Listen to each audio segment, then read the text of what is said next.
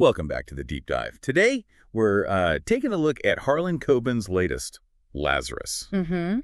Now, usually, you see Coben, you think, okay, twisty plot, everything neatly resolved, binge-worthy stuff. Right, that's the expectation.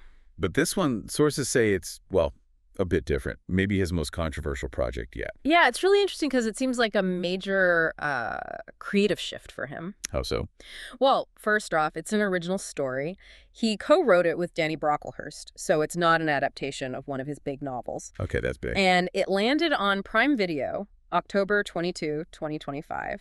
Not Netflix, which is, his usual spot.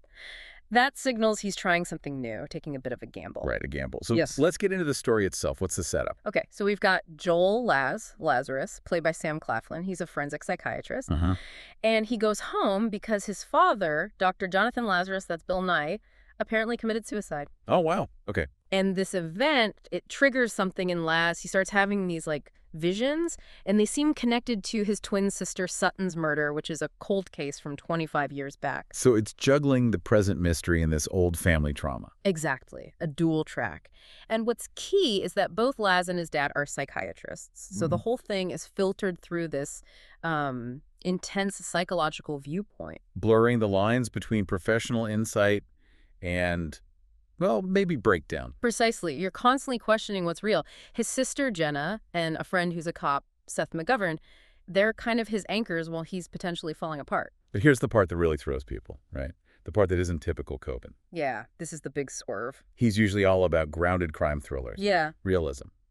But this series leans into supernatural stuff. Heavy supernatural edge, yeah. We're talking visions of dead people, time feeling fuzzy, asking if it's hallucinations or actual messages from beyond.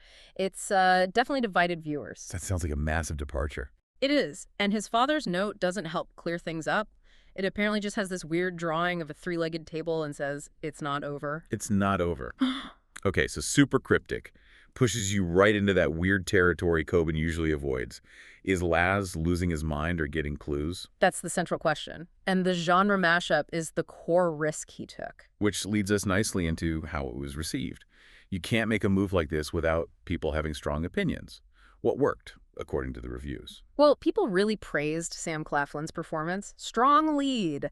And the dark, moody atmosphere got a lot of positive mentions. Okay. Tech Radar apparently called it Coben's most ambitious and unique story to date. And the short format, 6 episodes, people like that. Less chance of getting tired of it. But there's always a but with mixed reviews. Yeah, the but is pretty significant. Ambition didn't equal perfect execution for many critics. It's got a pretty low score on the Tomatometer, like 42% based on 19 reviews. Ouch. What was the main complaint? The mix.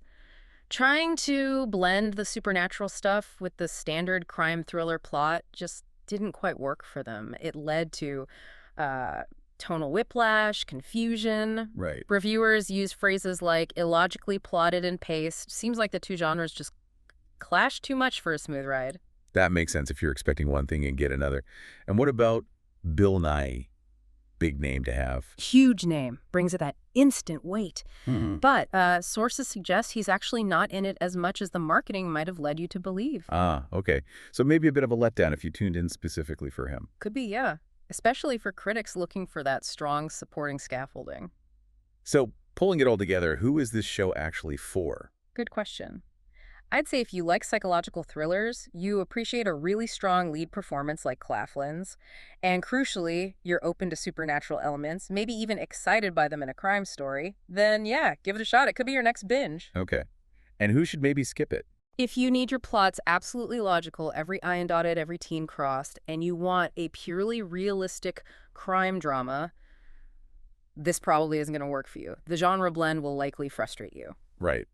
It really feels like Coben making a deliberate choice here. Moving to Prime, doing an original mixing genres. It suggests he's pushing his own boundaries, maybe trying to, shake up the streaming thriller formula. It certainly seems like an attempt to do something different, to innovate. So the final thought for you listening is, did Lazarus manage to set a new standard? Even if it meant sacrificing that airtight plotting Coben is known for? Was the risk worth the reward? Something to think about if you decide to hit play.